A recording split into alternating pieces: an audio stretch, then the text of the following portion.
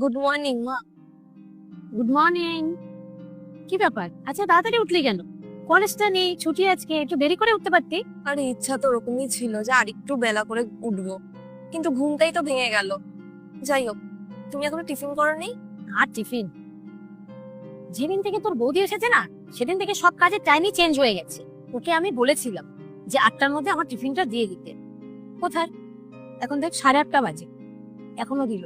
আমি বলছি শোনো মা, বৌদি কিন্তু এক নম্বরে ফাঁকিবাজ, না ঠিক টাইমে ওঠে না ঠিক টাইমে সব কাজ করে। তুই ঠিকই বলছিস, দাঁড়া ওকে আমি সায়স্তা করছি।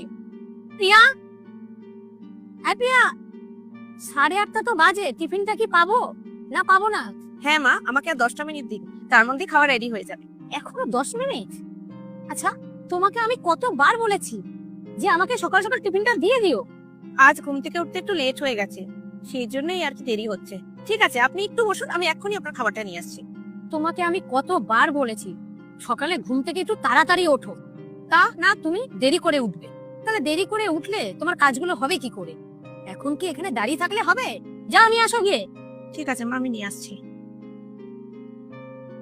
মা, আমি বলছি শোনো, বৌদি কিন্তু মাত্র নতুন এসেছে এই বাড়িতে। তুমি এখন থেকেই বৌদিকে টাইট দিও, যদি না দাও দাদাকে কিন্তু নিজের বশে করে রাখবে, আমি কিন্তু বলে দিলাম। তুই চিন্তা করিস না, তুই দেখতে থাক আমি ওকে কি করে হাতের মুঠোয় রাখি।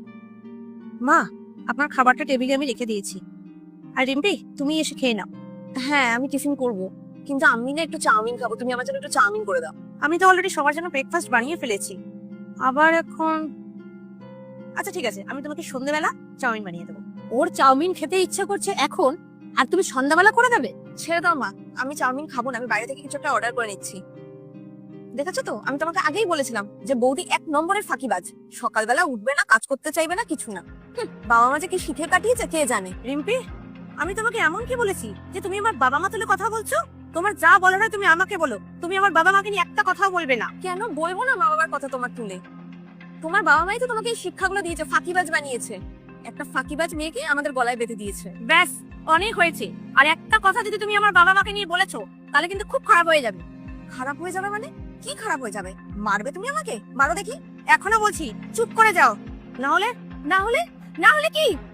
ছাড়ো, ছাড়ো আমার হাত, ছাড়ো, ছাড়ো, ছাড়ো আমার মেয়েকে, ছাড়ো, ছাড়ো। আজকে তো ওর হাত আমি ছাড়বোই না। ছাড়ো, অনেক তোমার মুখ হয়েছে না? হ্যাঁ, আমাকে মারতে আসা। আজকে তো হাত শুধু মুচকেছি, পরের দিন হাত পুরো ভেঙে ফেলবো। আর সাথে সাথে মাটিতে পুঁতা ফেলবে। বৌমা, তুমি এটা কিন্তু ঠিক করলে না। আপনি একদম চুপ করেন মা। কয়েকদিন হয়েছে মাত্র আমি এখানে এসেছি, প্রতিটা কোথায় কোথায় আপনারা আমাকে ইনসাল্ট করে। শুধু সম্পর্কের খাতিরে আমি কোনো কথা বলি না আপনাদের। আর তোমাকে বলে যাচ্ছি রিম্পি, যদি নিজের লিমিটে না থাকো আমি তোমাকে বুঝিয়ে দেবো কি করে limit